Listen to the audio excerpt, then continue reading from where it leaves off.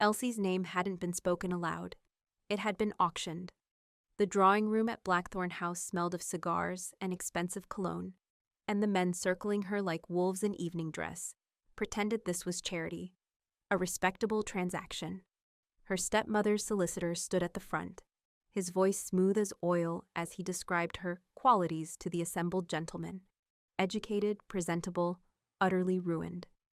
"Do I hear 300? Elsie kept her chin level even as her corset crushed her ribs. She'd catalogued every face in this room, memorized the tells: Lord Pembroke's too eager nod, Mr. Harrow's wet smile, and in the corner, half-shadowed by the door-frame, a man who hadn't moved since she'd been brought in.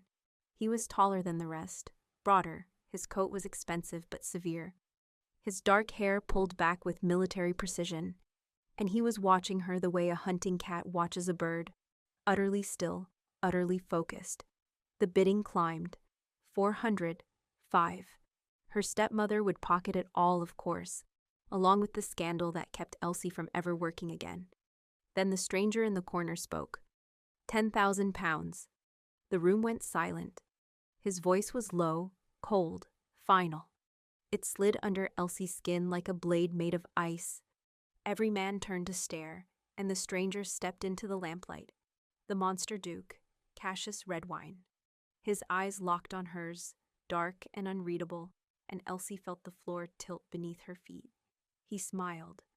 "I believe that concludes the bidding." The solicitor recovered first, clearing his throat with practiced efficiency. "Your Grace, the terms require—" "I'll have my solicitor deliver the funds tomorrow." Redwine's gaze hadn't left Elsie's face. "The young lady comes with me now." Her stepmother materialized from the crowd, all false warmth and calculated grace. "Your Grace, how generous! Though perhaps we should discuss the arrangements." "There's nothing to discuss, Lady Cordelia." His voice could have frozen blood. "You held an auction. I won." Elsie watched her stepmother's smile tighten at the edges. Good. Let her choke on her own scheme. But Redwine was moving now, crossing the room with a predator's economy of motion.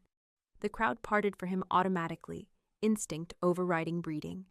When he stopped in front of Elsie, she had to tilt her head back to meet his eyes. Up close, he was even more unsettling. Sharp cheekbones, and a mouth that looked like it had forgotten how to smile properly, and those eyes, dark enough to drown in, watching her with an intelligence that made her pulse stutter. "Miss Fairchild," he offered his arm like they were at a garden party, not a human sale. "Shall we?" Elsie glanced at her stepmother's pale face, at the solicitor's confusion, at the roomful of men who'd been ready to purchase her like livestock. She took his arm. His coat was warm under her gloved hand. Solid. Real. And when he led her toward the door, she felt the weight of every stare burning into her back. "Your Grace," Lord Pembroke called out, his voice pitched too high. "Surely you'll want to verify her condition, her reputation." Redwine stopped, didn't turn, just spoke over his shoulder with lethal quiet. "Are you questioning my judgment, Pembroke?" No. And of course not, I only meant—" "Then I suggest you return to your brandy." They walked out into the night, and Elsie didn't look back. The carriage waiting outside was black lacquered wood with a ducal crest on the door. Redwine handed her up without a word, then followed, settling onto the opposite bench, with the same controlled precision he did everything. The door closed. The carriage lurched forward, and Elsie was alone with the monster duke.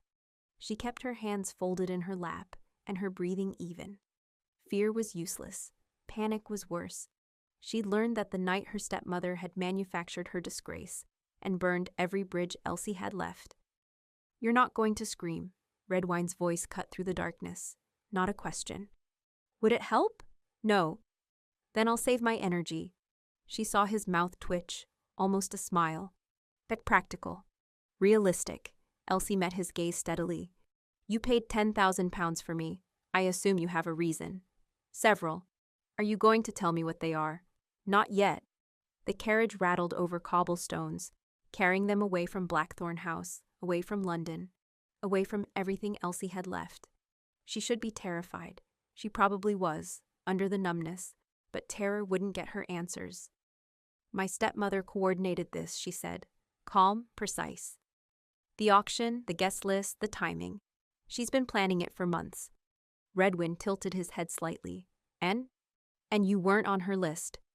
Elsie had seen the invitations, knew exactly who'd been summoned to bid. Which means either you crashed an exclusive sale or someone told you about it. Keep going, her pulse kicked up. He was testing her. You bid $10,000 without hesitation. No negotiation, no inspection. You already knew what you wanted before you arrived. Did I? You did. She leaned forward slightly, watching his face in the dim carriage light. And it wasn't me. You don't know me. So either I have something you need, or I'm a problem you need to solve. Silence stretched between them. Then Redwine laughed, a low, dark sound that made the air feel smaller. You're observant. I'm desperate, Elsie corrected. Desperate people pay attention. Good. He shifted, and suddenly the space between them felt like nothing at all. Because where we're going, you'll need to be very, very observant. Where are we going? My estate, Redwine House. Elsie's stomach dropped. She'd heard the stories. Everyone had. The Monster Duke's remote manor on the Yorkshire moors, where servants disappeared and strange howls echoed through the fog. Superstition, obviously. Except Redwine was watching her with those two dark eyes, and the air between them felt electric with something she couldn't name. I need you to listen carefully, he said. When we arrive, you'll be placed in the East Wing. You will not leave that wing without my permission. You will not speak to the other staff without supervision. And you will not, under any circumstances, go near the woods after dark. Am I a prisoner? You're protected. From what? His smile was all edges. From people who would use you to hurt me. Elsie's breath caught. That was the first honest thing he'd said. Who? We're not there yet. Redwine leaned back, dismissing her. Rest. We have 3 hours until we arrive. She wanted to argue, demand answers. But exhaustion was pulling at her bones, and she'd learned to pick her battles. So Elsie turned toward the window and watched London disappear into darkness. Behind her, she could feel Redwine's gaze like a physical weight. What have I gotten myself into? Redwine House rose from the moors like something out of a Gothic novel. It was vast, sprawling stone and iron, surrounded by ancient trees that clawed at the sky. Gas lamps flickered in the windows, making the whole structure look alive, hungry. The last hour of the journey had been brutal. The road had narrowed to little more than a track, the carriage swaying over ruts and stones. On either side, the moors stretched endlessly, dark heather and fog, broken only by the occasional twisted tree. Elsie had seen no other lights, no villages, no signs of civilization at all. Just wilderness. And then suddenly, the house. It sprawled across the landscape like a beast at rest.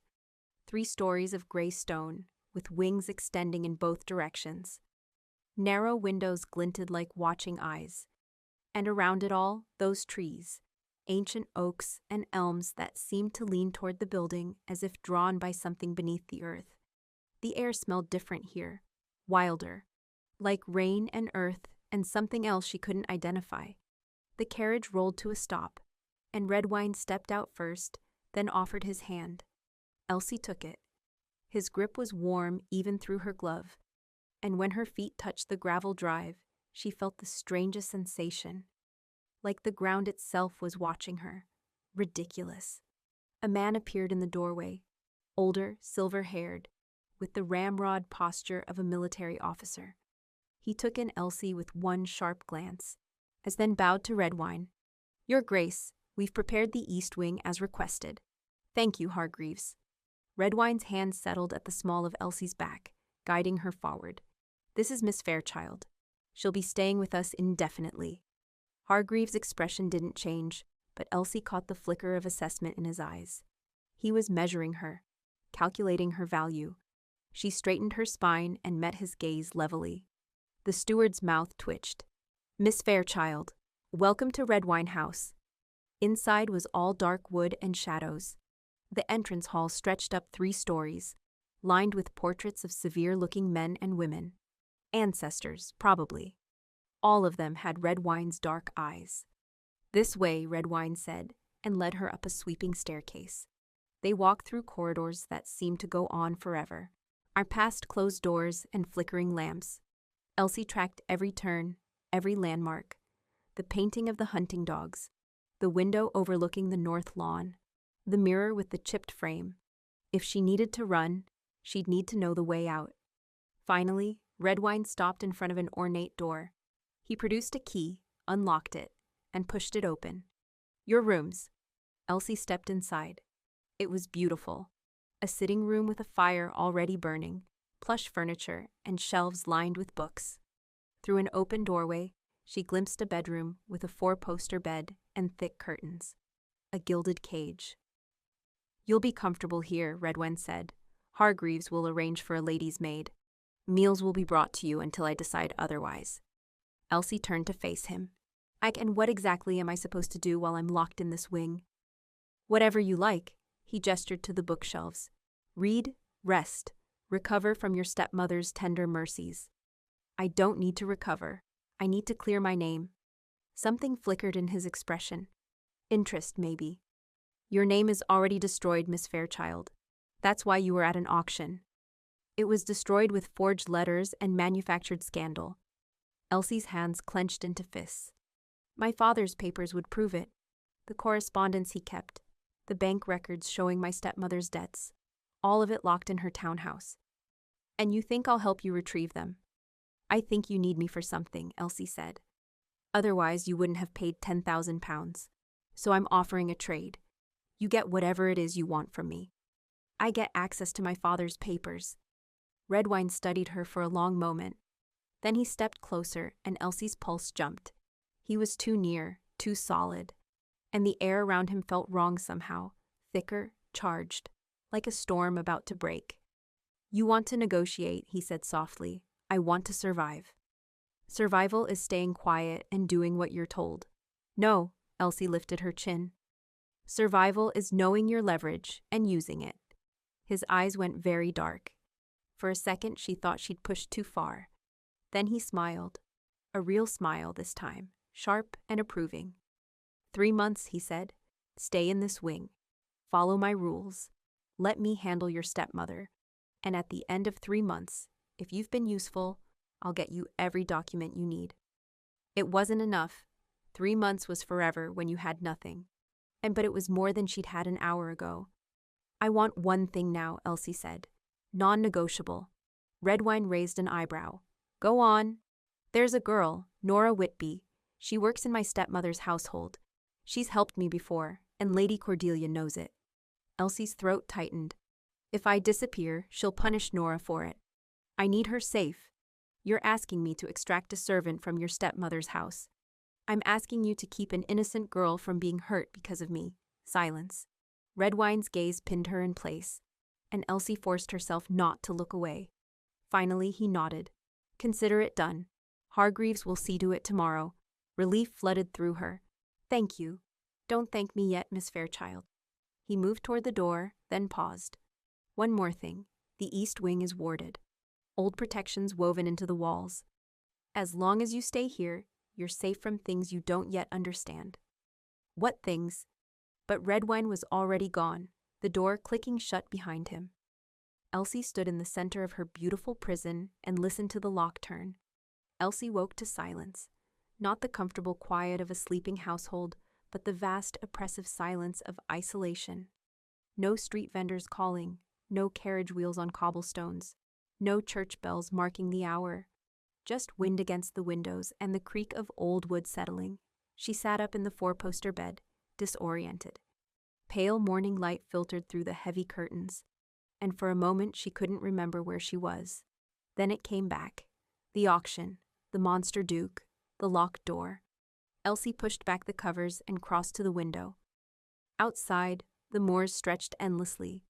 Rolling hills covered in heather and bracken, broken only by those ancient twisted trees. Fog clung to the hollows like something living. No neighbors, no roads she could see, nothing but wilderness. She was completely alone. No, not alone. Trapped. Elsie turned from the window and began exploring her cage properly. The sitting room held more books than she'd first realized. Shelves stuffed with volumes on history, natural philosophy, astronomy, even a few medical texts. Her father would have loved this library. Her throat tightened. Her father was 3 years dead, and his papers were locked in her stepmother's house, the only proof that Elsie's disgrace had been manufactured from whole cloth. 3 months. She had 3 months to prove herself useful enough that Redwine would keep his word. She pulled a book from the shelf at random, a treatise on lunar cycles and their effects on animal behavior. Odd choice for a Duke's library. She flipped it open and froze. Handwritten notes filled the margins. Dense, precise observations about transformation patterns, pack hierarchies, territorial instincts, transformation. Elsie's pulse kicked up. She pulled another book, more notes, this time about bloodlines and inheritance of the gift. Another book, drawings of wolves mid-shift, anatomical sketches that couldn't possibly be real. A knock at the door made her drop the book. "Miss Fairchild," a woman's voice, young and nervous. "I've brought breakfast." Elsie crossed to the door and tried the handle. Still locked. "I can't open it." A key scraped in the lock, and the door swung open to reveal a girl about Elsie's age, carrying a heavy tray, as she had red hair tucked under a cap and freckles across her nose. "I'm Mary, miss. His Grace said I'm to attend you." She set the tray on the low table, tea, toast, eggs, jam, and bobbed an awkward curtsy. "Do you need help dressing?" "No, thank you." Elsie watched the girl carefully. "Mary, how long have you worked here?" 6 months, miss." "And do you like it here?" Mary's hands twisted in her apron. "It's a good position, miss. His Grace is fair. Hargreaves runs a tight house, but we're well treated." "Even locked in the East Wing?" The girl's eyes widened. "Oh, you're not locked in, miss. Well, you are, but it's for protection. The wards, you see." She lowered her voice. "Strange things happen on the moors. His Grace keeps us safe." Before Elsie could ask what she meant, Mary was already backing toward the door. "And I'll return for the tray in an hour, miss." The lock clicked home behind her. Elsie stood in the center of the room, her mind racing. The books, the wards, the servant's fear masked as loyalty. What exactly is Cassius Redwine? She was cataloging the stranger notes in the margins, tracking which handwriting appeared most frequently, when footsteps echoed in the corridor. Heavy, deliberate, not Mary's quick, nervous steps. The lock turned, and Redwine filled the doorway. He'd changed since last night. No longer in evening dress, but in riding clothes, dark trousers, and a white shirt with the sleeves rolled to his elbows. It should have made him look more human, more approachable. It didn't. "Miss Fairchild," his gaze swept the room, taking in the scattered books, the notes she'd started making. "Settling in?" "Cataloging," Elsie corrected. She gestured to the shelves. "You have an interesting library." "Do I?" Transformation patterns, bloodline inheritance, lunar influence on behavior. She met his eyes steadily. Most dukes collect poetry and philosophy. Something flickered across his face. Approval, maybe. Most dukes don't need to understand what they are. The admission hung between them like a drawn blade. "And what are you?" Elsie asked quietly. "Complicated." Redwine moved into the room, and the space immediately felt smaller. "But that's not why I'm here. I have a task for you." He set a leather portfolio on the table. "For the past 6 months, someone has been feeding information about my estate to outside parties. Staff movements, security rotations, supply schedules. You have a spy. I have a leak." He opened the portfolio to reveal stacks of correspondence, ledgers, household logs. "I need you to find it." Elsie stared at the documents. This wasn't some trivial test. This was real. "Why me?" "Because you see patterns others miss." Redwine's gaze pinned her in place. "You proved that last night. You identified inconsistencies in your stepmother's scheme, tracked the coordination between parties, deduced my motives from a single transaction. That was survival. This is survival, too." He gestured to the papers. "Someone is trying to destroy me, Miss Fairchild, and I don't have the luxury of trusting anyone in my household until I know who." It was the truth. She could hear it in his voice, not manipulation, but genuine need. Elsie pulled the portfolio closer. What happens when I find them? That depends on what you find. No, she looked up at him. I want to know now. What will you do to whoever it is? Redwine's expression went very still. You're asking me to promise restraint. I'm asking you not to make me complicit in murder. Silence stretched between them. Then he nodded once. No executions, no killings. I'll exile them, ruin them, have them arrested if they've broken laws. But I won't kill them. Relief loosened something in her chest. Then I'll do it. Good. He turned to leave, then paused. Hargreaves will bring you dinner this evening. If you found anything useful by then, tell him. He'll inform me. Wait, Elsie stood. The girl, Nora Whitby, is she safe? Redwine's voice softened fractionally. Hargreaves extracted her this morning and told your stepmother she'd been hired by a northern estate. She's in the village now, under my protection. The gratitude that flooded through Elsie was almost painful. Thank you. Don't thank me. Just find my leak. He left, and the lock turned behind him. Elsie sat down at the table and pulled the first ledger toward her. Time to prove herself useful. 3 hours later, she had it. Not all of it, but enough to see the shape of the thing. The leak wasn't in the household staff. It was in the supply chain. Someone had been adjusting delivery schedules, rerouting shipments, creating gaps in the estate's defenses, and the orders all came from the same place, a solicitor's office in York, representing Lord Alaric Mornhaven. Elsie sat back, her pulse racing. Mornhaven? She'd heard that name before, whispered at parties, and mentioned in her father's correspondence. A charming lord with political ambitions and a reputation for ruthlessness. Why would he target Redwin? She was still piecing it together when Hargreaves arrived with her dinner tray. Mr. Hargreaves, Elsie stood quickly. I need to speak with His Grace. The steward's expression didn't change, but she caught the flicker of interest in his eyes. You found something. I found who's coordinating the leak, but I need to explain it to him directly. His Grace is occupied with estate business. I can relay your message. No. Elsie moved to block his path to the door. This is urgent.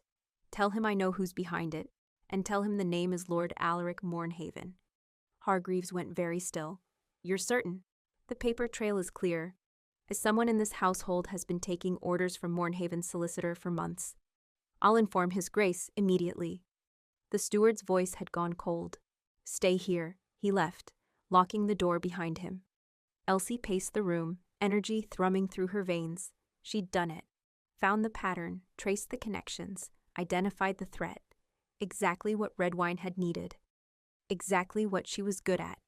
15 minutes later, the door opened again. But it wasn't Hargreaves. Redwine strode in, his expression dark as a thunderstorm. Show me. Elsie spread the documents across the table. Here. 3 supply orders from different vendors, all rerouted through the same intermediary firm in York. The firm is owned by Mornhaven's solicitor. Redwine's voice was deadly quiet. I know the name.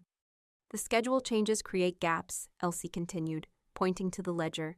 Wednesday deliveries moved to Friday. Coal shipments delayed by 3 days. It looks random, but watch. She laid out the pattern. Every change leaves the east perimeter understaffed for a 4-hour window. Redwine leaned over the table, his shoulder nearly brushing hers. She could feel the heat radiating from him, smell something wild and clean beneath the scent of his soap. Focus. You're right, he said finally. Someone in my household has been feeding Mornhaven information, and he's been using it to map my vulnerabilities. Why? Elsie asked. What does he want? Redwine's hands flattened on the table. Me gone. That's not an answer. It's the only answer you're getting tonight. But his expression had shifted, and he was looking at her differently now, not as a problem to solve, but as something valuable.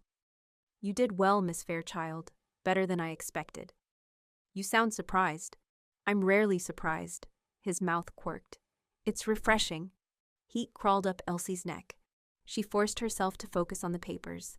What happens now? Now I close the gaps. Quietly. Redwine straightened. And you continue looking. Find who in my household is Mornhaven's source. I'll need access to staff records, employment histories, references. Done. I'll have Hargreaves bring them tomorrow. He moved toward the door, then paused. One more thing. Your stepmother sent a letter to the magistrate in York this afternoon. Elsie's stomach dropped. What kind of letter? The kind that questions your mental stability and requests a competency hearing. Redwine's voice was flat. She's building a case to have you declared unfit and placed under legal guardianship. Hers. The room tilted. If her stepmother succeeded, Elsie would lose everything, her freedom, her autonomy, any chance of clearing her name. She'd become property, legally powerless. Can she do that? Elsie's voice came out strangled. She can try. Redwine's gaze locked on hers. But she'll have to go through me first. You're under my protection now, Miss Fairchild. That means something. What does it mean? It means I don't surrender what's mine. The possessiveness in his voice should have frightened her. Instead, it sent a shiver down her spine that had nothing to do with fear. I'm not yours, she whispered. I said not yet. He left, and the lock turned behind him. Elsie stood alone in the silence, her heart pounding against her ribs. The attack came 4 nights later. Elsie had fallen into a routine, mornings cataloging staff records, afternoons tracking the paper trail deeper into Mornhaven's network, evenings reading by the fire, trying not to think about the Duke who visited each night to review her progress, trying not to notice how her pulse jumped when he entered the room, how the air changed when he stood too close, how his voice seemed to resonate in her bones. She was failing spectacularly at not noticing. Tonight she'd stayed up late, cross-referencing employment dates with the timeline of information leaks. She'd narrowed the suspects to 3 people, a groom, a kitchen maid, and one of the groundskeepers. The fire had burned low, and the house had gone quiet. Then the wards shattered. It wasn't a sound exactly, more like a pressure dropping, a string snapping. The air in the room suddenly felt thinner, colder, wrong. Elsie stood from her chair, every instinct screaming danger. Glass exploded inward. A figure crashed through the window in a shower of shards, massive, moving too fast to be human. Dark fur, yellow eyes, teeth. Wolf? No, bigger than a wolf, bigger than anything natural. The creature landed in a crouch, and Elsie saw intelligence in those eyes. Hunger, intent. It wasn't mindless, it was hunting. Her. Elsie grabbed the fireplace poker, her hands shaking. Get back. The wolf thing's lips pulled back, revealing fangs as long as her fingers. Then the door exploded off its hinges. Redwind filled the doorway, and everything about him was wrong. And his eyes had gone completely black. His hands were clawed, and the air around him rippled with barely contained violence. Get behind me, he snarled. Elsie didn't argue. She scrambled backward as Redwind stepped between her and the intruder.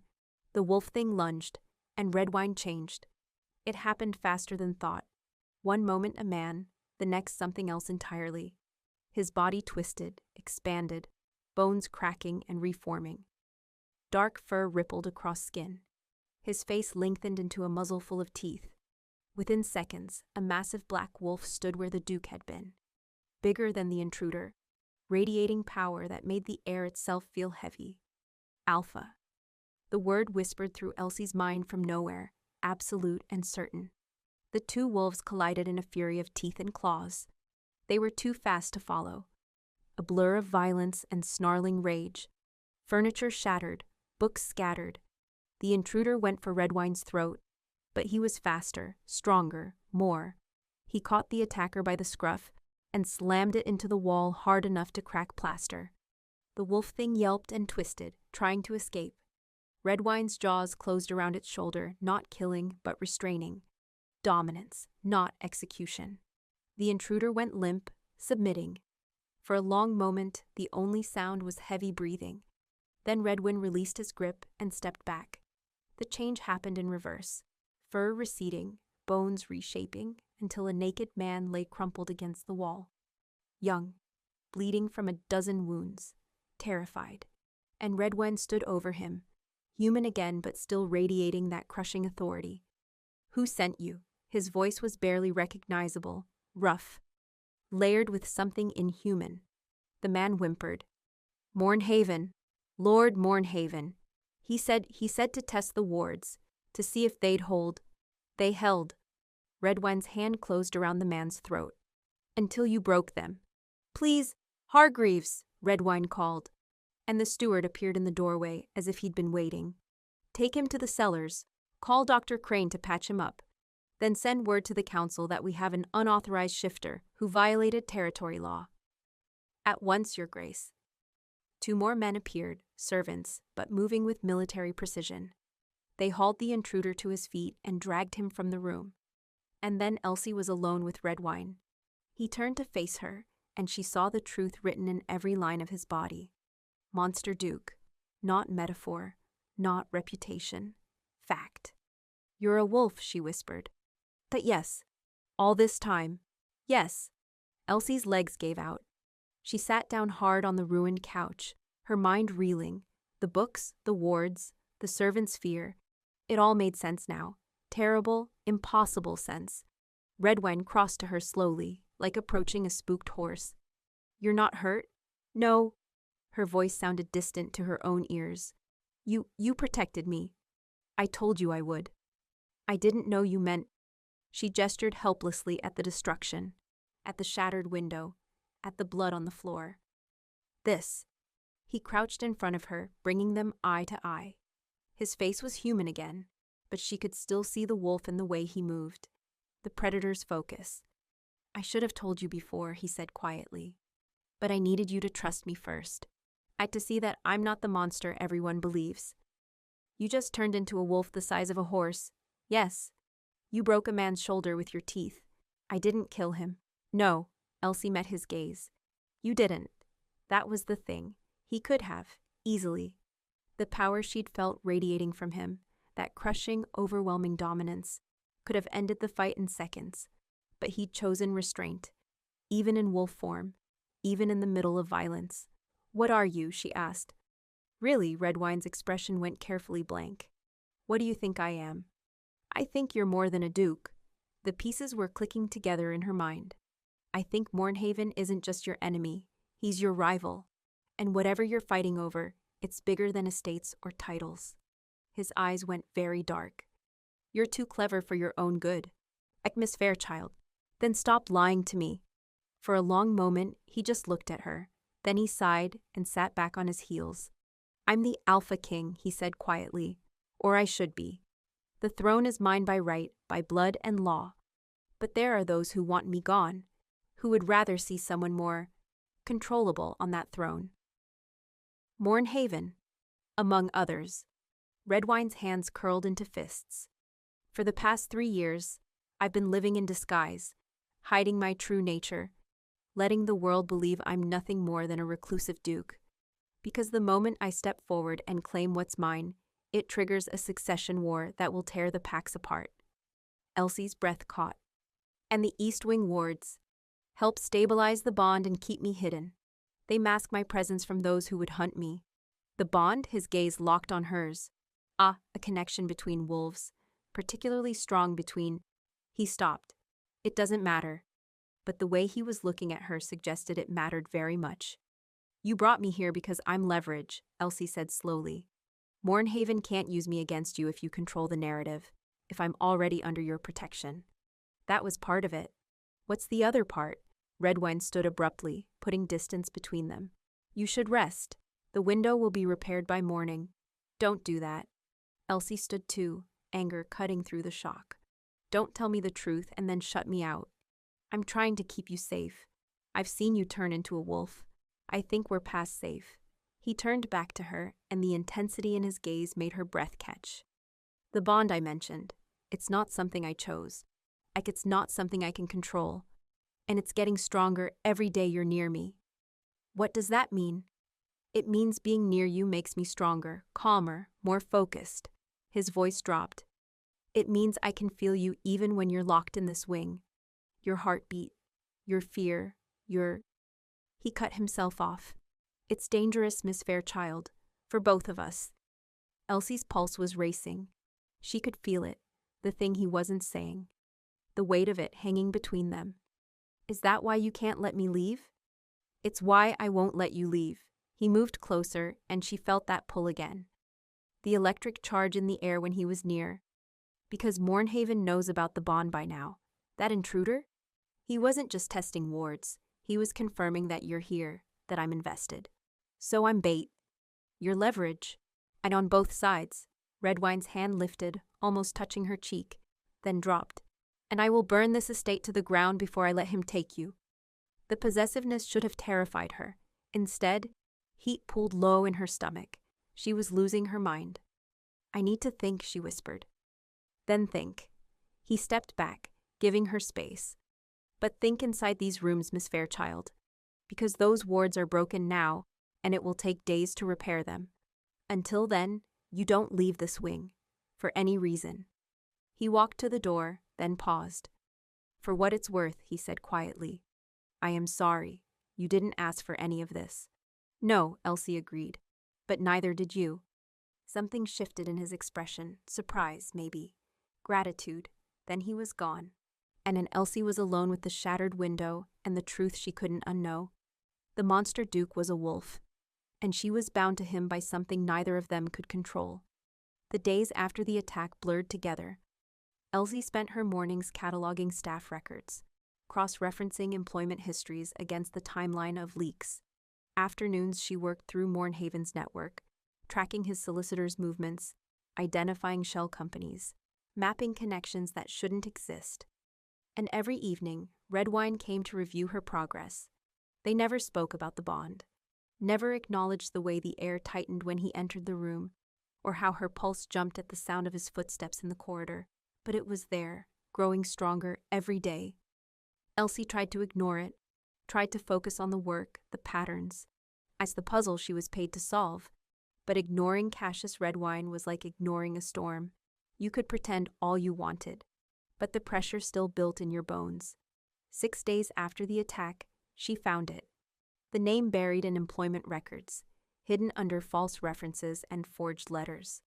A groundskeeper hired 8 months ago on the recommendation of a York solicitor. Mornhaven's solicitor. Elsie's hands shook as she pulled the final pieces together. The groundskeeper had access to the perimeter, to patrol schedules, to the exact information someone would need to map vulnerabilities and coordinate attacks. She was reaching for paper to write her findings when the door opened. Redwine stepped inside, and Elsie's breath caught. He looked exhausted.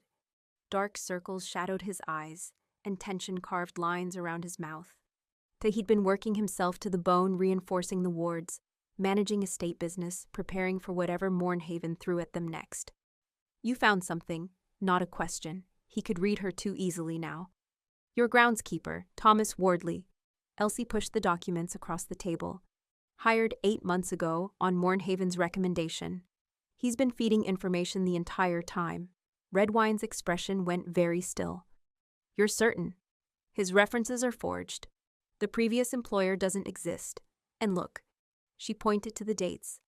Every leak corresponds with his patrol schedule. He had access to everything Mornhaven needed. For a long moment, Redwine just stared at the papers.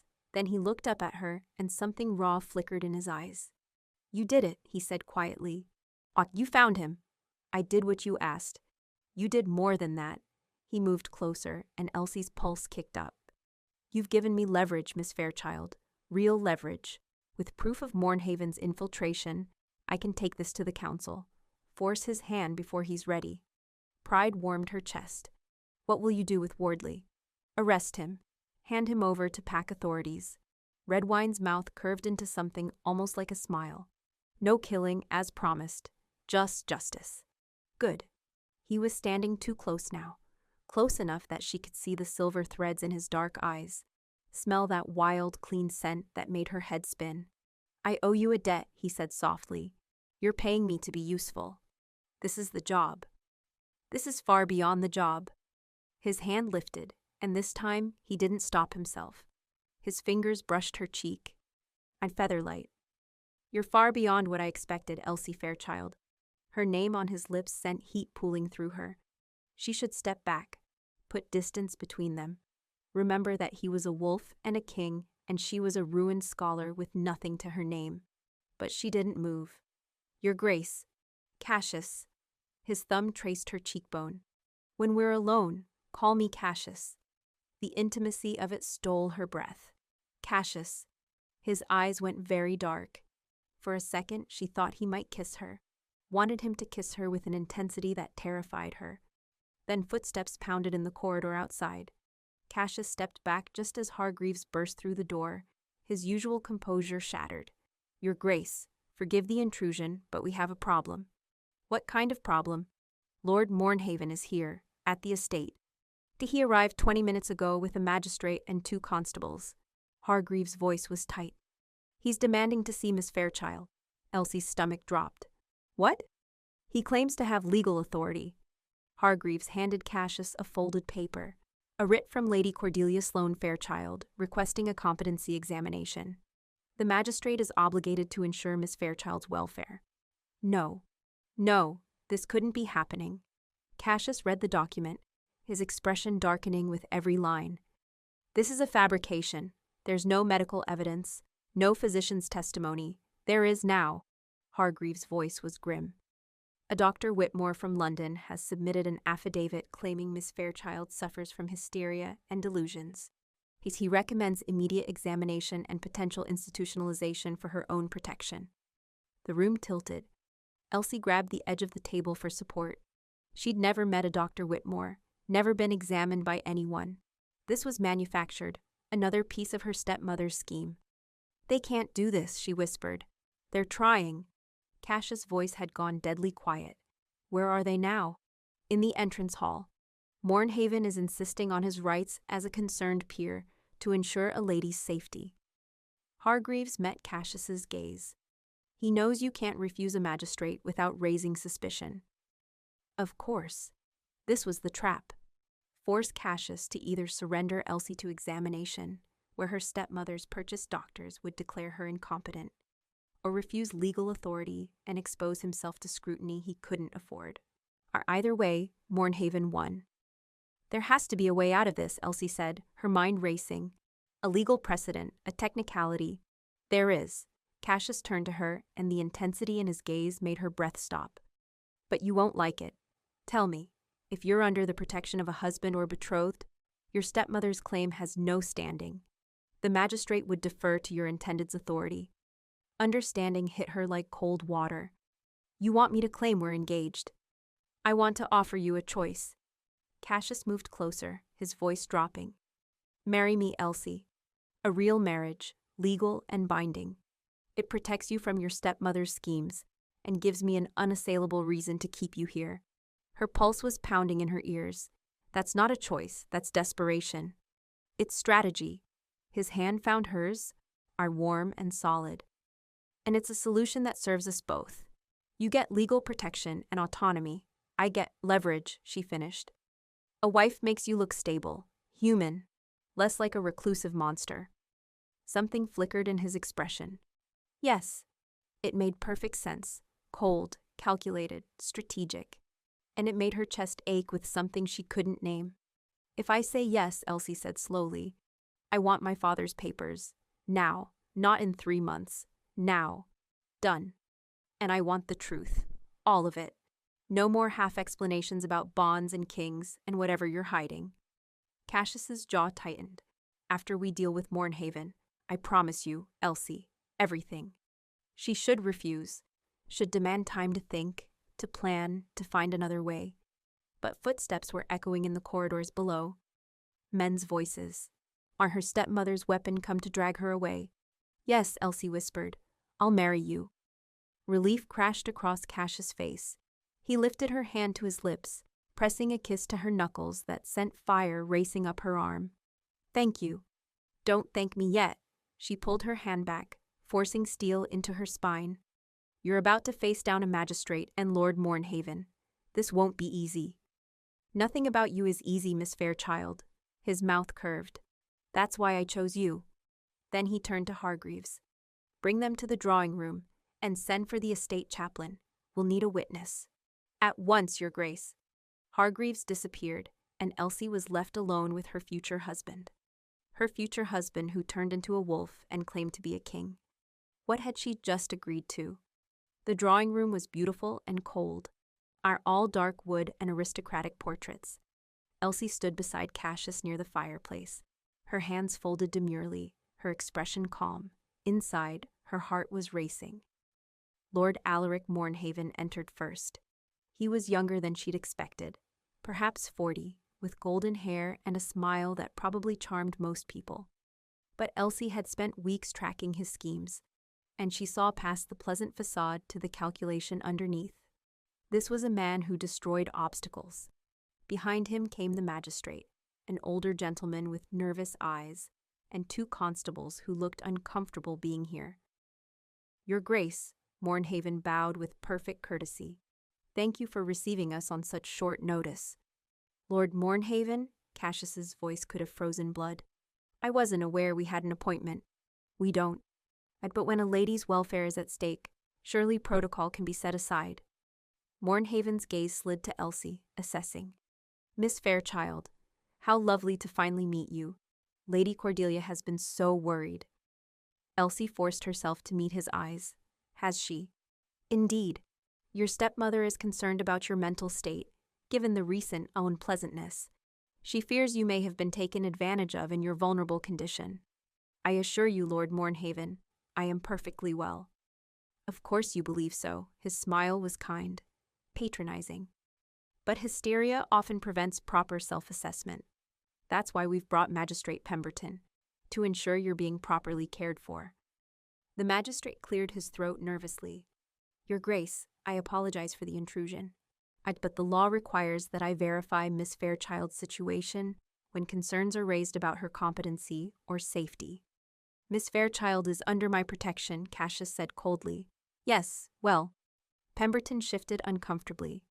"That's precisely the concern, you see. Lady Cordelia questions whether Miss Fairchild is here of her own free will, or whether she's being influenced." "Influenced?"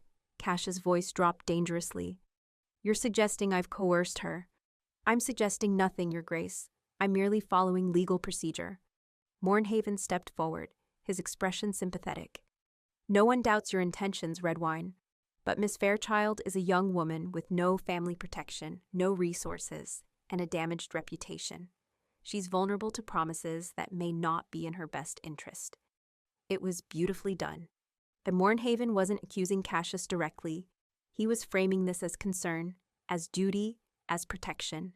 And every word was a knife aimed at Elsie's autonomy.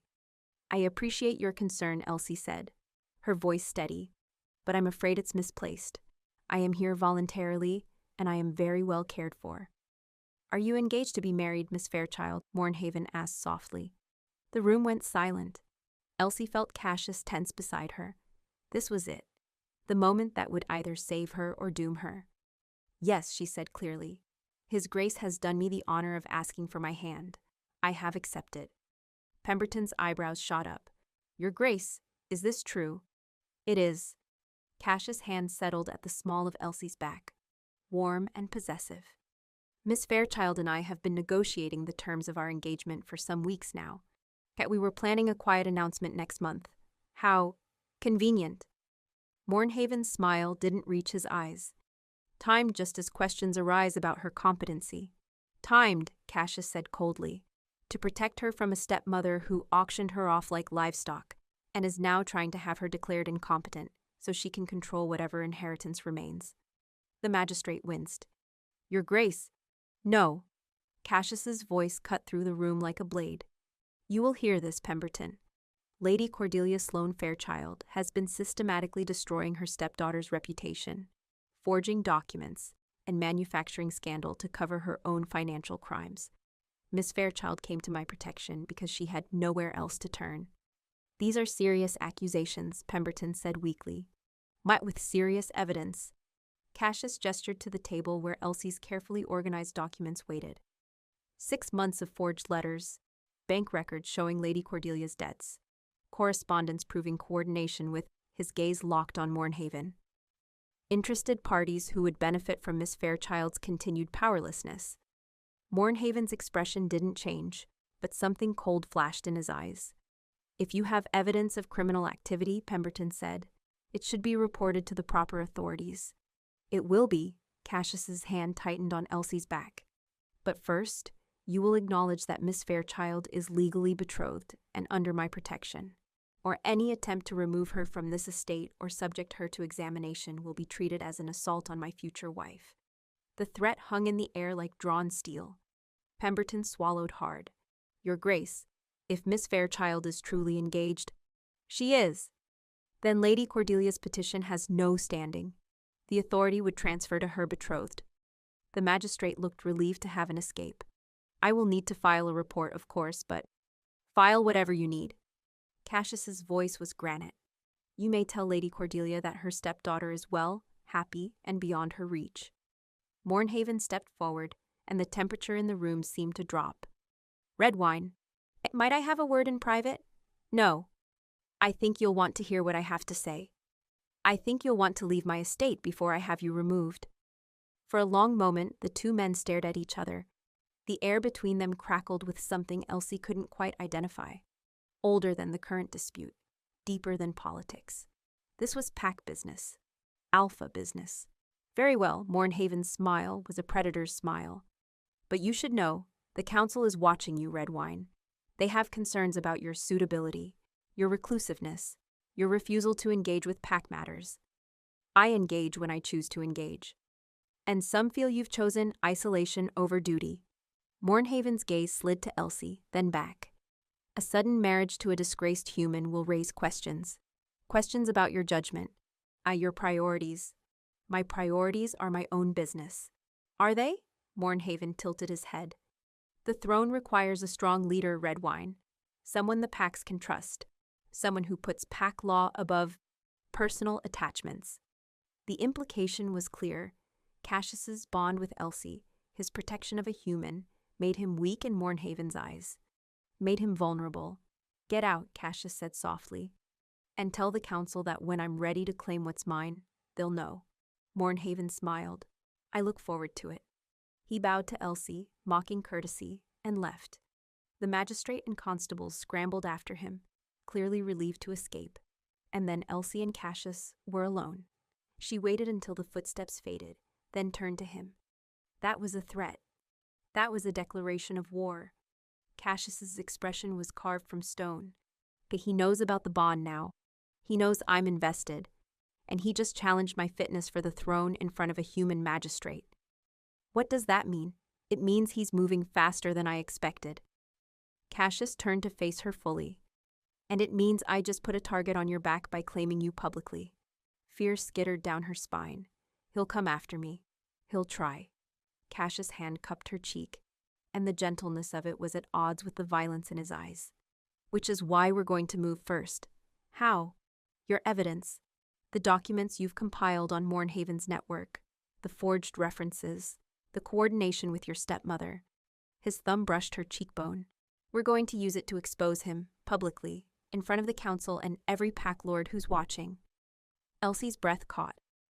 That will force him to respond. It will force him to show his hand. And when he does, Cassius' smile was all teeth. I'll be ready. It was dangerous, reckless, brilliant. When? Elsie asked. 3 days. There's a council gathering in York. All the major packs will be represented. Cassius' gaze burned into hers. I'll present your evidence, expose his infiltration, and challenge his claims about my fitness to lead. And me? You'll be there as my betrothed, my partner. His hand slid to her neck, fingers tangling in her hair. The woman who stood with me when it mattered most. Partnership, not possession. The distinction mattered. There's a problem, Elsie said. If I appear at a council gathering, everyone will know I'm connected to you. My stepmother will escalate. And Mornhaven will have more ammunition. Yes. And the bond, if you're right about it getting stronger, they'll sense it. Won't they? The other wolves? Cassius's expression darkened. They might. Then they'll know you're— She struggled for the word. Compromised. By a human. By my mate. The word hung between them like a thunderclap. Mate. Not betrothed. Not wife. Mate. I thought you said the bond wasn't a choice, Elsie whispered. It isn't. Cassius' voice was rough. But claiming you publicly, standing beside you in front of the council, that's a choice. My choice. It will cost you. I know.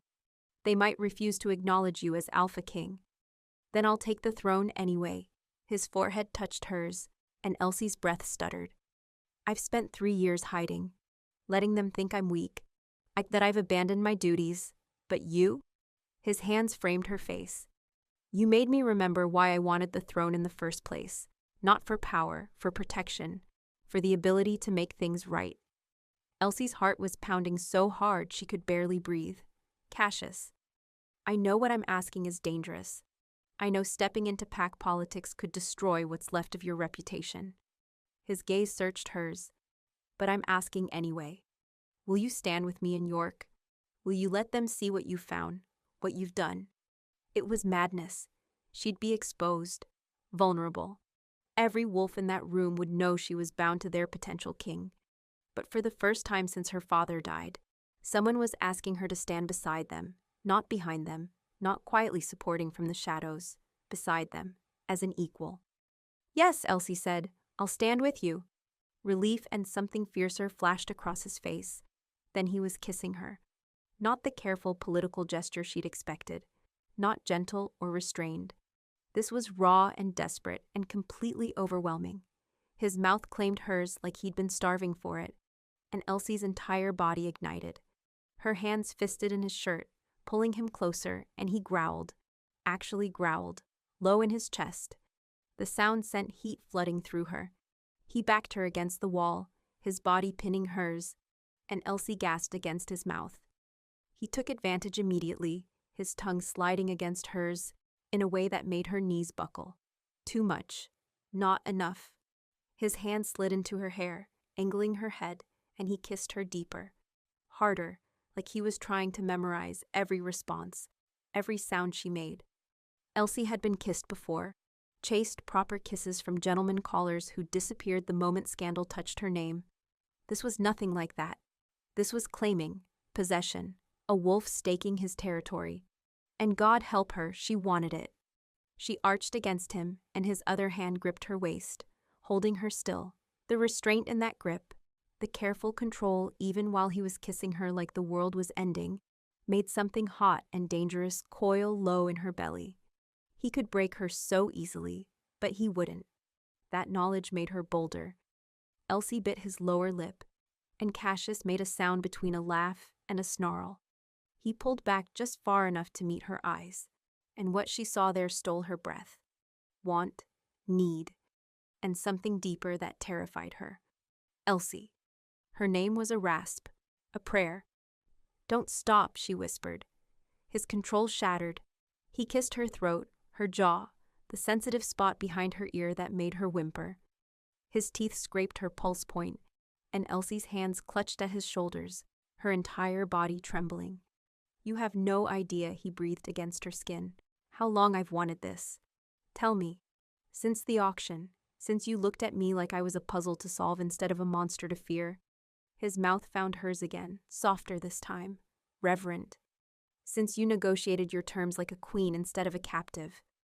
Elsie's chest ached. I'm not a queen. Not yet. He kissed her once more, gentle and devastating. But you will be. Then he stepped back, and the cold air between them felt like loss. Cassius ran a hand through his hair, his breathing unsteady. So we should stop. Why? Because if we don't, I won't be able to. His gaze raked over her, dark and hungry. And you deserve better than being ravished against a wall. Heat flooded her cheeks. What if I don't want better? His eyes went black. Elsie, I'm serious. She straightened, forcing her voice steady even though her whole body was still singing. We're engaged. We're getting married. And in 3 days, I'm walking into a room full of wolves who will see exactly what I am to you. I know. Then stop treating me like I'm fragile. She closed the distance between them, lifting her chin. I made my choice. I'm standing with you. So stop pulling away every time things get complicated. For a long moment, he just looked at her. Then he smiled. A real smile, warm and surprised and utterly devastating. You're extraordinary, he said quietly. I'm strategic. Elsie's hand smoothed his rumpled shirt. And I'm telling you that 3 days from now, everything changes. So maybe we should stop pretending this is just politics. It stopped being just politics the moment you walked into this house. Good, she stepped back, giving him space. Then tomorrow, you keep your promise. You tell me everything. The bond, the throne, what you're really fighting for. All of it.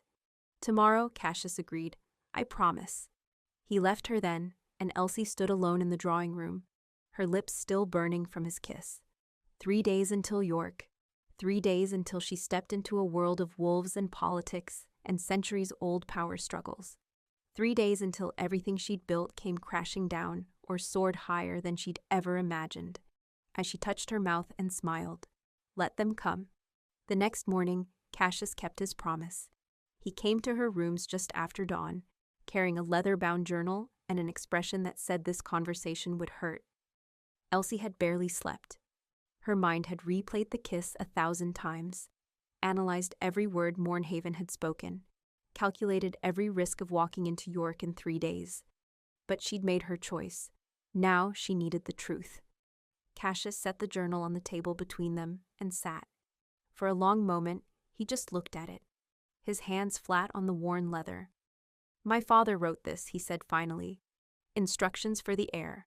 Rules for surviving as Alpha King when half the council wants you dead. Elsie's chest tightened. How old were you? 17 when he died. I'm 19 when I took the throne. His voice was distant. I thought I was ready. I wasn't. She waited, letting him find the words. The bond, the mate bond, is rare among our kind. Perhaps 1 in 100 wolves finds their true match. Cassius opened the journal, revealing pages of dense handwriting. When it happens, it's unmistakable. A pull that gets stronger with proximity. A need that transcends logic. And for an alpha, it's both a blessing and a weapon. A weapon? Because everyone knows that hurting your mate is the fastest way to break you. His gaze met hers. 3 years ago, I made a mistake. I trusted the wrong council member with information about a woman I'd been interested in. Not a true mate, just someone I cared for. Within a week, she was dead. Murdered to prove a point. Elsie's breath caught. Mornhaven! His faction. Not him directly, he's too clever for that. But his allies. Cassius's hands curled into fists. They wanted to show me that caring for someone made me weak, that attachments were liabilities, that I wasn't fit to hold the throne. So you hid. I went into disguise, became the monster duke, reclusive, cold, dangerous. Let them think I'd abandoned my responsibilities. His voice was bitter, and I told myself I'd never let anyone close enough to hurt me again. Until me. Until you.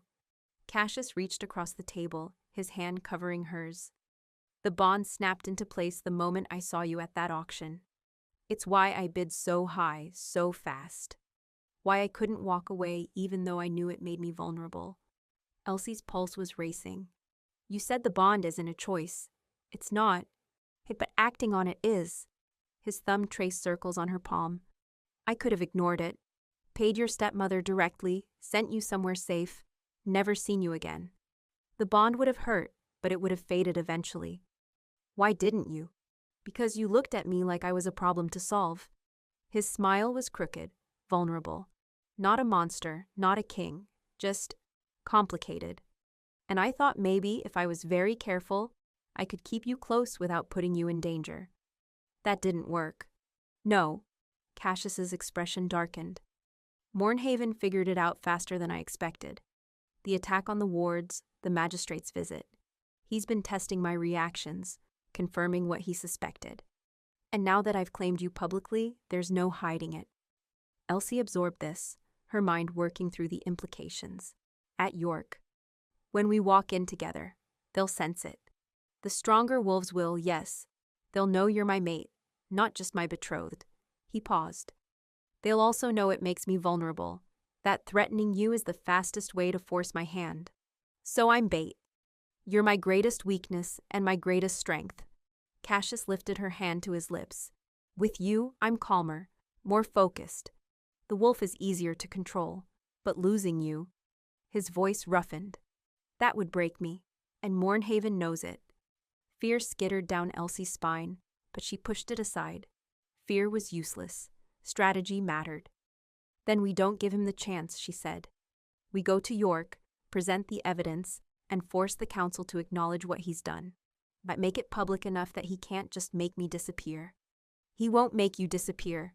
Cassius's eyes went very dark. He'll challenge me directly, in front of the council. Alpha law. What does that mean? It means a fight. Shift it to submission or exile. His hand tightened on hers. Non-lethal, bound by pack law, but brutal. Elsie's stomach dropped. Can you win? I'm stronger, but he's spent 3 years preparing while I've been in hiding. Cassius met her gaze steadily. I can win, but it will cost. What kind of cost? The kind where you see exactly what I am, what I'm capable of. His voice dropped. And you have to decide if you can live with that. Elsie thought of the shift she'd already witnessed, the violence and control, the way he'd restrained the intruder without killing, even in the heat of battle. As I've already decided, she said quietly, I'm standing with you. Relief and something fiercer flashed across his face.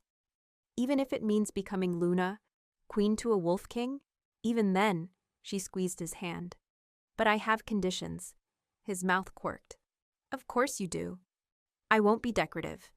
If I'm your partner, I'm your actual partner. Strategy, decisions, council meetings.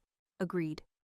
And my work, the documents, the analysis, I want to keep doing it. For the pack, if you need it. But I need work that matters. You'll have it. And my father's papers. Her throat tightened. I want my name cleared. Publicly. I want the world to know my stepmother manufactured the scandal. I'll see to it personally, Cassius stood, pulling her up with him. Anything else? Yes, Elsie lifted her chin. I want you to trust me. And not just protect me. Trust that I can handle the danger, the politics, the weight of this. For a long moment, he just looked at her. Then he cupped her face, his touch gentle despite the roughness of his hands. I trust you, Elsie Fairchild. More than I've trusted anyone in years. He kissed her forehead, soft and reverent. Now let's go show the council what happens when they underestimate a scholar and her wolf. The journey to York took 2 days. They traveled in Cassius' private carriage, accompanied by Hargreaves and 6 guards who moved like soldiers. Elsie spent the time reviewing her evidence, organizing it into a presentation that would be impossible to dismiss. Forged references, shell company transactions, timeline of leaks corresponding to Wardley's patrol schedule. And the piece of resistance, as a letter from Mornhaven's solicitor to her stepmother discussing the Fairchild problem and how best to neutralize her credibility. It was damning, irrefutable, and it made Elsie a target. You're afraid, Cassius said on the second night. They'd stopped at an inn, and he'd come to her room to review the final documents. I'm strategic, Elsie corrected. Fear is admitting I might fail. Strategy is planning for every contingency. What's your contingency if Mornhaven wins the challenge? She met his gaze steadily. Run, survive, find another way to destroy him. Cassius' expression softened. You wouldn't stay and bargain with a man who murdered to prove a point? No. Elsie's hands tightened on the papers. I'd disappear, change my name, become someone he couldn't find. And then I'd spend however long it took gathering evidence to bring him down legally. You've thought about this. I always have an exit strategy. She managed a small smile. It's kept me alive this long. You won't need it. Cassius moved closer, his hand settling at her waist. Because I'm not going to lose. You can't promise that. No, but I can promise I'll fight like hell to get back to you. The certainty in his voice made her chest ache. Cassius. He kissed her, slow and deep and achingly tender, like he was memorizing the taste of her. When he pulled back, his forehead rested against hers. Whatever happens tomorrow, I need you to know, choosing you was the best decision I've made in 3 years. Even if it costs you the throne? Especially then. His thumb brushed her cheekbone. The throne is politics. And you're everything else. Elsie's breath caught. She should say something, match his honesty with her own. But the words tangled in her throat, too big and too terrifying to speak. So she kissed him instead, pouring everything she couldn't say into the press of her mouth against his. Tomorrow they'd face the council. Tonight, they had this. The council hall in York was older than the city itself. Massive stone walls carved with ancient symbols, high ceilings supported by columns that had witnessed centuries of pack law. And in the center, a ring of chairs arranged in a perfect circle. No head, no hierarchy, just equals gathered in judgment. Except they weren't equals. Elsie could see it the moment they walked in. Power radiated from some wolves like heat from a forge. Others deferred automatically, their postures submissive. And at the far side of the circle, Lord Alaric Mornhaven sat with the easy confidence of a man who believed he'd already won. Elsie's hand tightened on Cassius's arm. "Steady," he murmured. "You belong here." Did she? Every wolf in this room could sense what she was. Human, fragile, bound to their potential king by a force they understood, and she was only beginning to grasp. But she straightened her spine and walked forward like she owned the place. An elderly wolf with silver hair and scars across his face stood. "Duke Cassius Redwine, you've called this gathering. State your purpose." "I'm here to expose a traitor and claim what's mine." Cassius's voice carried through the hall, cold and absolute. "Lord Alaric Mornhaven has been systematically undermining my authority, infiltrating my household, and conspiring with human allies to discredit me." Murmurs rippled through the council. Mornhaven smiled. "Strong accusations, Redwine. Do you have proof?" "I do." Cassius gestured to Elsie. "Miss Elsie Fairchild has compiled evidence over the past 2 weeks. She'll present it now." Every eye turned to her. Elsie's pulse hammered in her throat, but she moved forward, laying the documents on the central table with steady hands.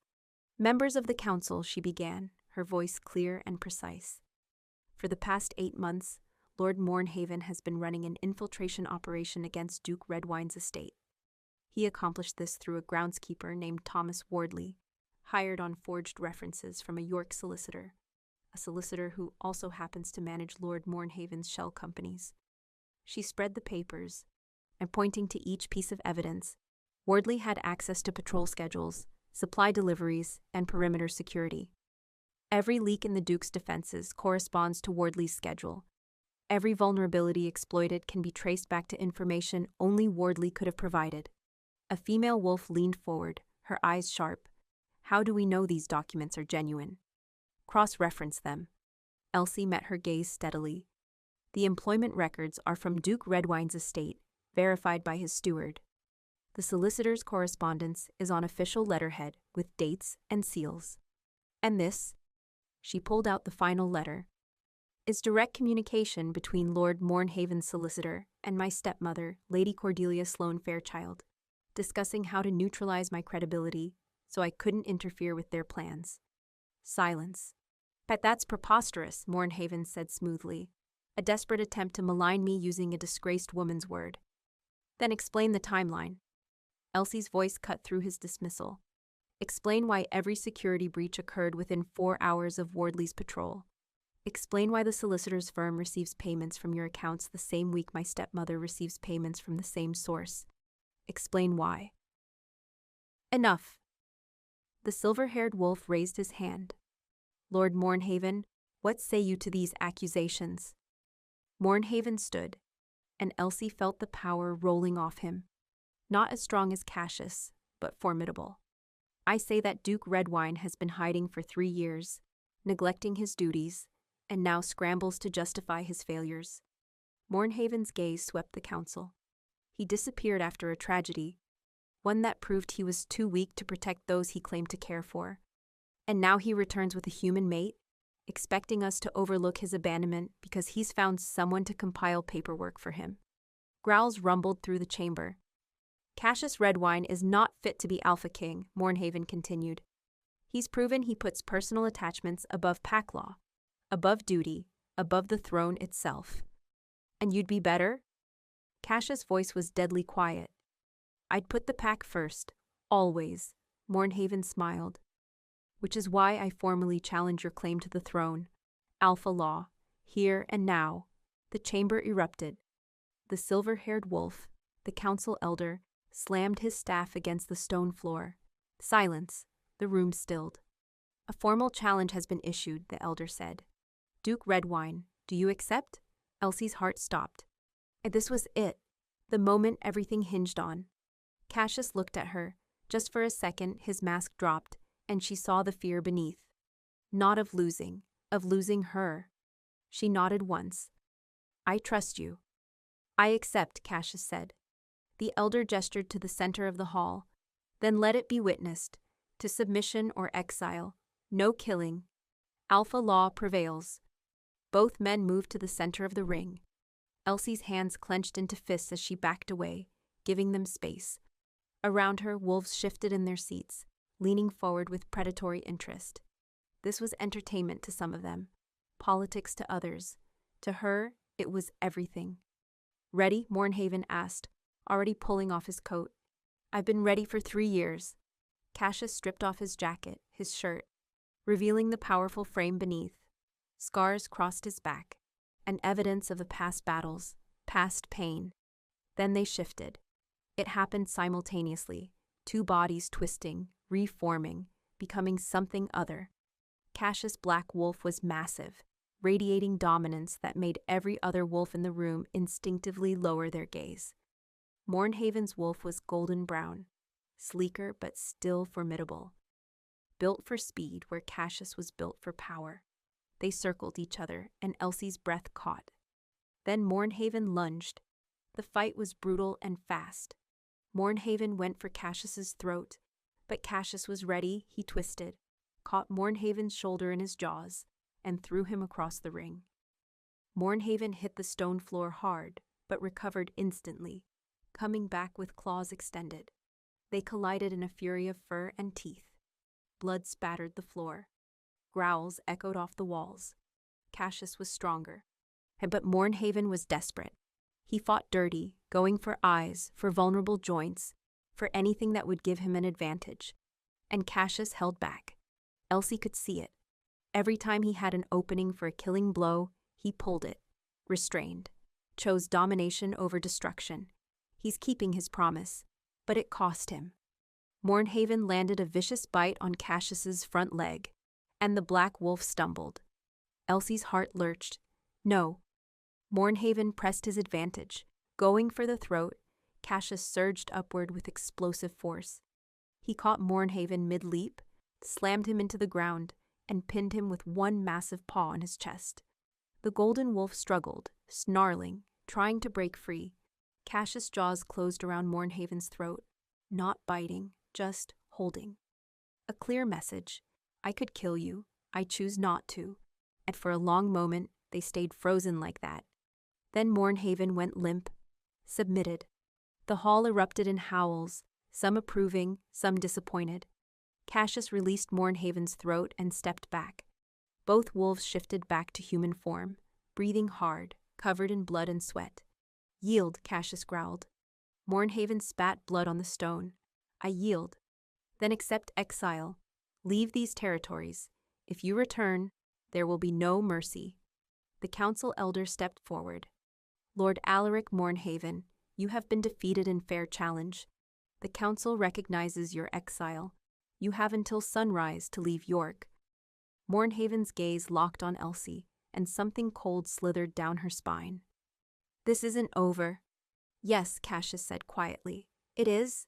Guards moved forward, hauling Mornhaven to his feet and dragging him from the hall. And then the elder turned to Cassius. You've won your challenge, Duke Redwine, but questions remain about your fitness to lead. His gaze flicked to Elsie. You've bound yourself to a human, publicly, knowing it makes you vulnerable. I have. Cassius moved to Elsie's side, his hand finding hers. And I'd do it again. Why? Because she's my mate, my partner, and she's done more for pack security in 2 weeks than most of you have done in 3 years. Cassius's voice was steel wrapped in velvet. She found the infiltrator, traced the conspiracy, compiled evidence that just saved us from a traitor in our midst. And she did it all while facing threats to her freedom, her safety, and her life. Murmurs rippled through the council. If you want a king who puts pack law above all else, choose someone else, Cassius continued. But if you want a king who will fight for every member of this pack, who will use every resource, including a brilliant human mate with a gift for seeing patterns, then I'm offering you something better than blind tradition. Silence. Then the female wolf who'd questioned Elsie earlier stood. I accept Duke Redwine's claim. His mate proved herself today. If he's wise enough to recognize value regardless of species, he's wise enough to lead. Another wolf stood. Then another, One by one, the council rose. Not all of them. Some remained seated, skeptical, but enough to matter. The elder watched this unfold, then nodded slowly. Then let it be witnessed. Cassius Redwine, you are recognized as Alpha King. And Miss Elsie Fairchild, his gaze settled on her. You are recognized as his Luna, his equal in all matters of pack law. Equal, the word resonated through Elsie like a bell. Not property, not decoration, equal. She lifted her chin and met the elder's gaze. I accept. They left York that night, not wanting to give Mornhaven's remaining allies time to regroup. Cassius was quiet during the journey, his hand wrapped in bandages from the fight. Elsie sat beside him, her own mind spinning. Luna, queen, partner to a wolf king. It should have terrified her. Instead, it felt like coming home. You're thinking too loud, Cassius murmured. Elsie looked at him. You're hurt. I'll heal. He flexed his injured hand. Shifters mend fast. You held back during the fight. I promised you, no killing. It almost cost you. Almost doesn't matter. His gaze met hers. I won. We won. Yes. Elsie leaned against his shoulder, an exhaustion finally catching up with her. We did. Elsie. Cassius's arm came around her, holding her close. What I said in there, about you being my equal, I meant it. This isn't a political marriage anymore. It's a real partnership. I know. And I need you to understand what that means. He tilted her chin up, forcing her to meet his eyes. It means I'm going to ask your opinion on pack matters. It means I'm going to trust your judgment even when it contradicts mine.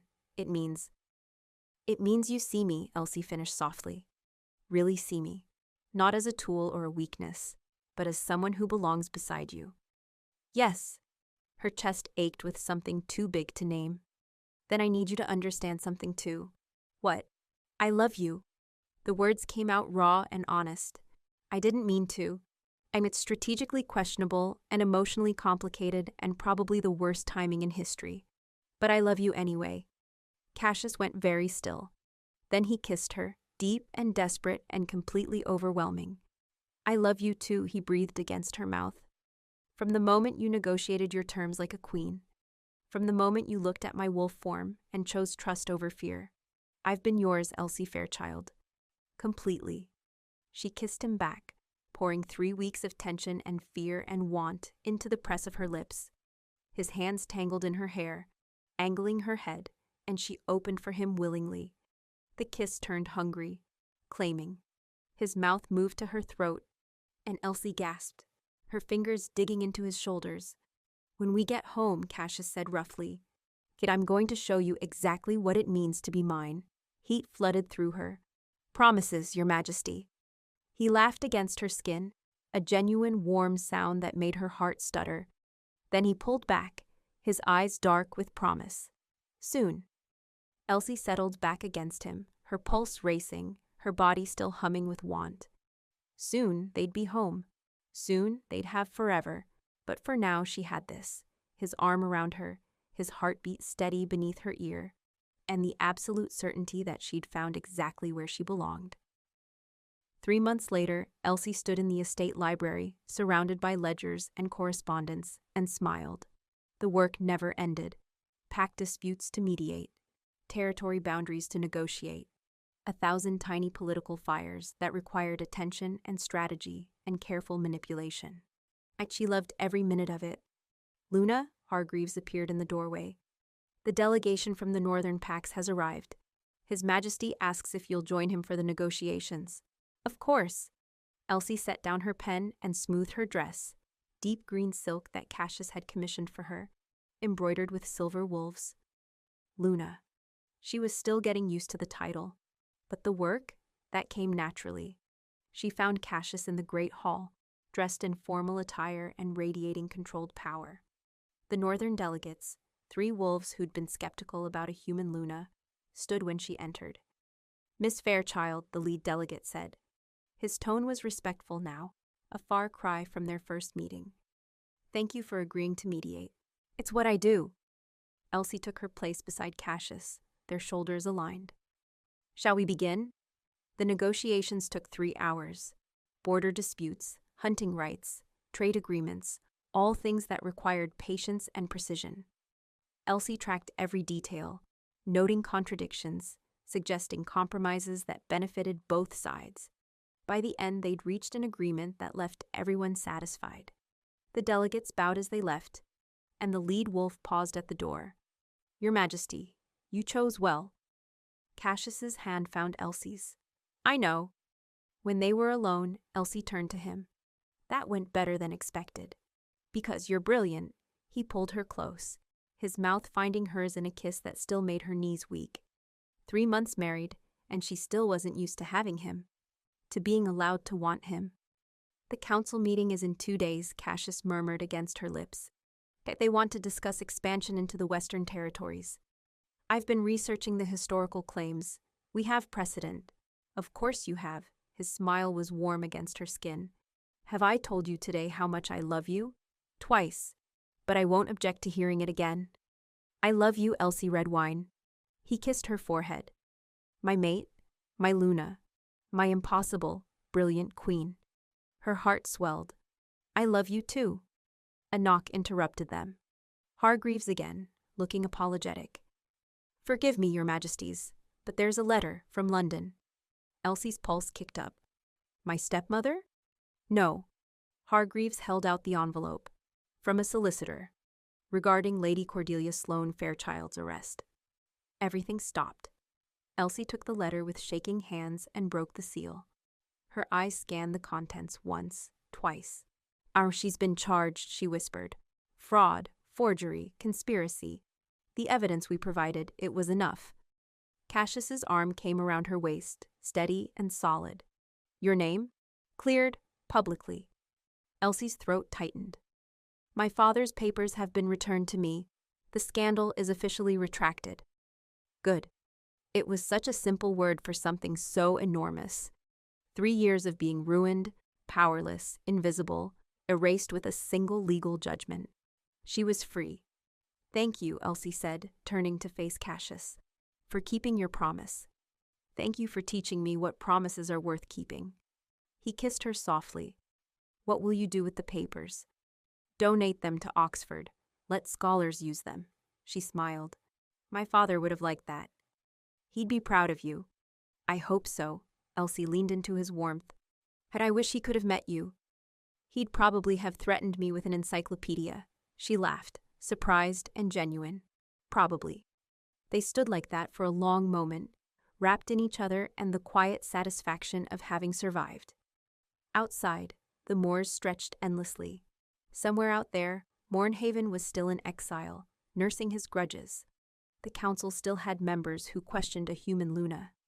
There would be more fights, more politics, more dangers. But Elsie had learned something in the past 3 months. She didn't have to face them alone. "Come on," Cassius said, tugging her toward the door. "We have 2 hours before dinner. I want to show you something." "What?" "Trust me." She did. Completely. He led her through the corridors, past the east wing where this had all begun, and up a narrow staircase she'd never noticed before. At the top was a door. Cassius opened it, and Elsie gasped. It was a study, small but beautiful, with windows overlooking the moors and shelves already filled with books. A massive desk dominated the center, covered in fresh paper and new pens. "Your workspace," Cassius said, "for pack business, research, whatever you need. I had Hargreaves set it up last week." Elsie's eyes burned. "It's perfect. You're perfect." He pulled her against him, his chin resting on her head. "And I wanted you to have a space that's entirely yours, where you can work, think, build the future you want." She turned in his arms, rising on her toes to kiss him. "I already have the future I want." His eyes went dark. "Do you?" "Yes." She bit her lip. "Though there is one thing." "Name it." "Stop pulling away every time we get close." Her hand slid up his chest. "I'm your wife, your mate, and I'm tired of you being noble about where this leads." Heat flared in his gaze. "Elsie, I want you, Cassius." She met his eyes steadily. "All of you, not just the parts you think are safe." For one long moment, he just stared at her. Then his control snapped. He kissed her hard, backing her against the desk, his hands framing her face. "You're sure?" "I've never been more sure of anything." Thank God, he lifted her onto the desk, stepping between her legs. "Because I've been going mad trying to give you time." "I don't need time." She pulled him closer, her fingers working the buttons of his shirt. "I need you." He groaned and captured her mouth again, at kissing her until she couldn't breathe, couldn't think, could only feel. This was what she'd chosen, not safety, not strategy. This. The sun set over the moors, painting the sky in shades of gold and crimson. And in the study built for a scholar who'd become a queen, Elsie Redwine claimed every piece of the future she'd fought so hard to win.